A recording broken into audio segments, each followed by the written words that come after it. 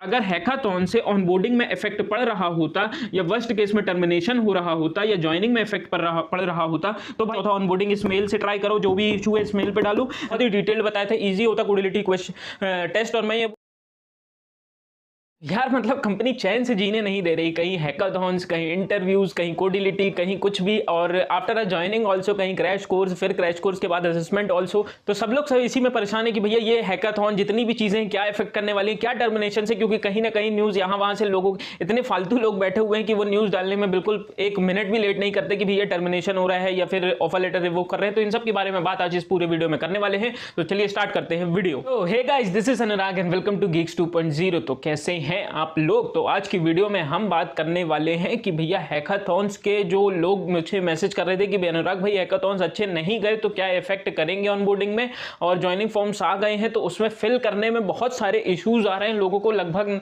मैं ये बोल दूं कि 60-70% लोगों को इश्यूज आ रहे हैं। उसके बारे में भी हम डिटेल्ड बात करेंगे कि क्या करना चाहिए। एंड थर्ड हम बात कर रहे होंगे कि भैया कोडिलिटी टेस्ट तो हमने बोला था कि भैया आफ्टर ज्वाइनिंग होता है, ये पहले कैसे हो गया, ये सब चीजें क्यों और कैसे, और मतलब ज्वाइनिंग के पहले इतना सारा बर्डन क्यों डाल रही है कंपनी। ये स्टार्ट करने से पहले एक ही रिक्वेस्ट है कि सब्सक्राइब जरूर कर देना। अभी तक बहुत लोगों ने सब्सक्राइब नहीं किया है, तो रिक्वेस्ट है प्लीज सब्सक्राइब को हरा लाल पीला नीला जो भी है कर दीजिए। पहले बात करते हैं देखो हैकाथॉन्स के बारे में। हैकाथॉन्स के बारे में जब भी हम बात कर रहे हैं, पहले भी मैंने आपको हैकाथॉन के बारे में बताया था कि भैया देखो दो पॉसिबिलिटीज होती हैं हैकाथॉन्स में। एक प्रॉब्लम स्टेटमेंट, जिसमें बताया था कि प्रॉब्लम स्टेटमेंट दी जाएगी, वो प्रॉब्लम स्टेटमेंट ना देके उन्होंने कोडिंग क्वेश्चन दिए। कोडिंग क्वेश्चन एक ही कोडिंग क्वेश्चन दिया था, इतना तो सबको पता है। ये मैं इसलिए बना रहा हूं क्योंकि जो आगे देने वाले उनको पता रहे।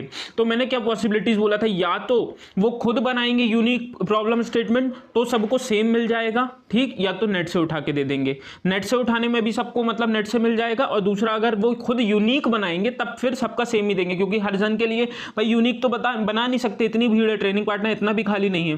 पर अपने को मतलब ऐसा बोल सकते हैं कि ऐसा फॉर्च्यून निकल गया कि भैया सेम भी थे और नेट पे भी था, लेकिन नेट पे पूरा नहीं था पर सेम थे एंड नेट पे भी था, मतलब आप इजीली कर सकते थे। लेकिन बात यह आती है कि इजीली करने से पहले लोगों ने अटेम्प्ट किया, लेकिन इतना क्या बोल सकते हैं, इतना लोवेस्ट या इतने लोवेस्ट क्वालिटी का एडिटर था या इतने लोवेस्ट क्वालिटी का उनका सर्वर था कि लोगों के कोड अच्छे से लिखने के बाद भी टेस्ट केस पास नहीं हो रहे या फिर टेक्निकल ग्लिच हो रहा।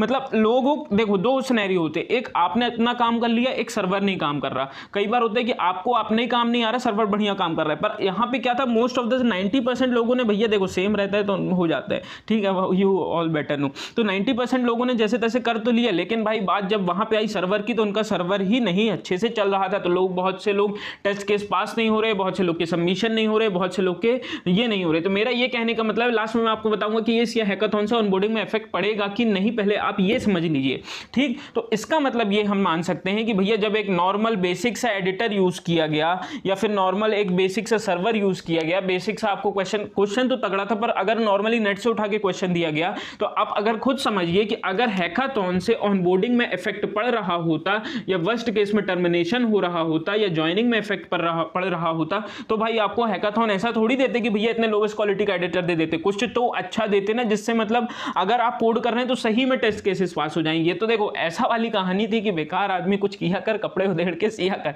ये वाला काम इन लोगों ने मतलब किया था कि जब आदमी बेकार थे, खाली बैठ के आप लोग दिन भर मेल कर रहे थे कि भैया ऑनबोर्डिंग फिक्स है कि नहीं 28 सेप्ट की, तो उन्होंने फंसा दिया था कि भैया कुछ नहीं, इनको हैकाथॉन दे दो। तो कहने का मतलब यह है कि मैंने हमेशा आपको बार बार बोला है कि पहली बात, बहुत लोग बोल रहे थे कि हैकाथॉन में अटेम्प्ट ही नहीं करेंगे, ये गलत चीज है। पहले तो आपको हैकाथॉन में अटेम्प्ट करना है, एंड दूसरा हैकाथॉन पे भी आपको अटेम्प्ट करना है, चाहे सर्वर कैसा भी रहे, आपको अपनी तरफ से पूरा इनपुट देना है।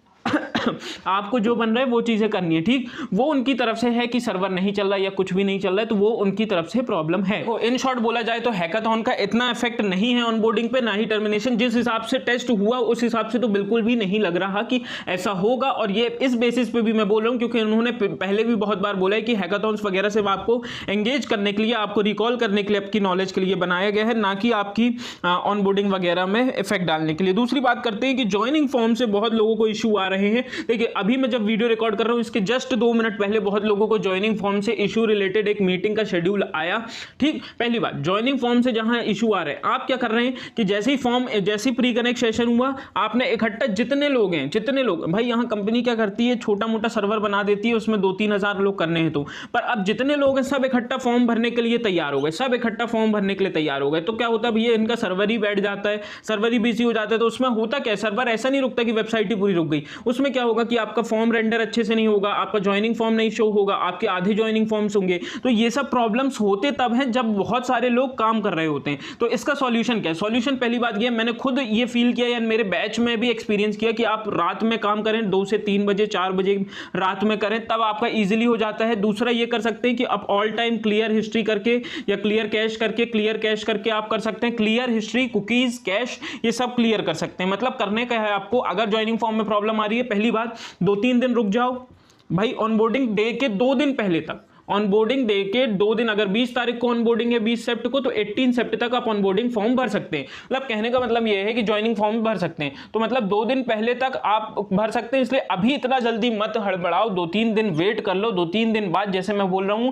रात में कोशिश करो। दूसरा, नए लैपटॉप से कोशिश करो जिसमें विप्रो ICIMS का कुछ भी नहीं हो, उससे कोशिश करो, और ऑल क्लियर हिस्ट्री कोशिश करो, ये करके। एंड तीसरा, 2 चीज होती है, ICIMS होता है, एक माई एम्बार्क होता है। अगर जब ICIMS ना चल रहा हो तो माई एम्बार्क से ट्राई करो, इससे भी होने के चांसेस होते हैं। और तीसरा तो भैया सबसे पहले, हाँ, एक और इसके बाद सॉल्यूशन है कि आपको एक मेल आईडी दी जाती है, शायद आपको दी हो ना हो, दी हो, onboarding.helpdesk करके, मैं आपको एक टेक्स्ट भी लगा दूंगा @gmail.com।